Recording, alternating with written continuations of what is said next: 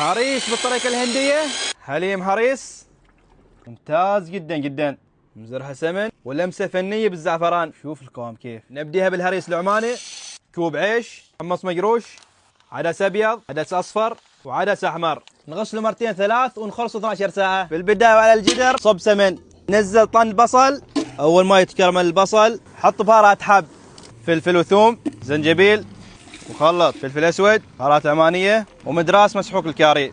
3 كيلو لحم بقر انجوس، علبتين روب.